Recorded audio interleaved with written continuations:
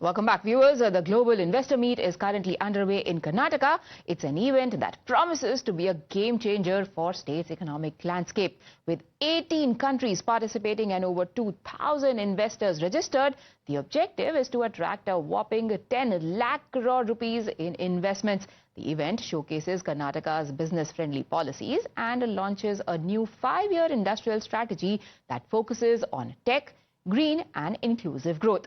Earlier today, a roundtable was on at the event involving prominent speakers, including Congress MP Shashi Tharoor. Speaking on the theme, Thriving in Turbulence, How Nations Can Build Lasting Resilience, here is what they had to say. In this case, as you were saying, you had a situation where banking fraud and these illusory credit debit swaps and all these funny financial instruments that people had come up with to make themselves money not only laid themselves low but laid down the rest of the system, because in an increasingly globalized world everybody was connected. But that was not something the UN bodies could have done anything about. It was the international financial system that was connected, the banks.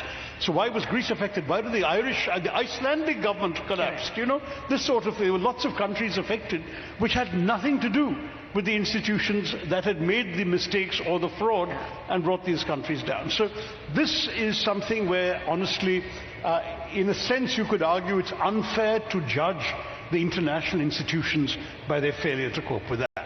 Similarly, look at the UN. Everyone says the UN is hopelessly ineffective because of the Ukraine war, its helplessness in that, the collapse of the Syrians to the rebel movement, all of that. Where is the peace and security mechanism, etc.?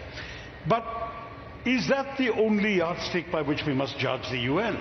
I would turn around and say, look at the UN's good work in setting the global agenda on so many issues. The so-called problems without passports, to coin a phrase that Kofi Annan used to use, the problems that cross all frontiers, and that every human being has to be affected by, is affected by, and that you can't fence off, you can't fence off climate change in the sky. You can't deal with environmental issues without cooperation, human trafficking, drug abuse.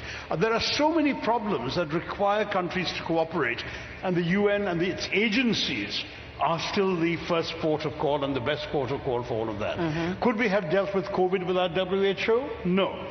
Could WHO have done better? Yes. But the problem is, there's also some of these limitations that are built in by design. The UN system was created by a world of sovereign states. No sovereign state was prepared to truly surrender its sovereignty. They were prepared to pool their sovereignty to commonly leverage it, but they wanted to preserve their clout. So in WHO, China exercised a disproportionate clout as somebody which is as a major donor to WHO, just as in the Security Council, the Americans exercise a disproportionate clout, but so do the Russians when it comes to any attempt to sanction them on Ukraine.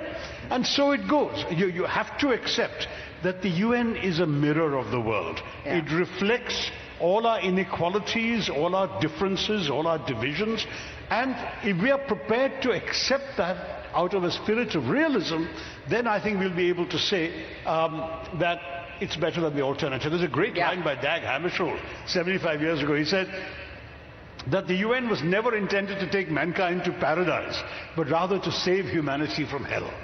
Beautiful. Sometimes the best that the UN can do is prevent things from getting even worse. Yeah.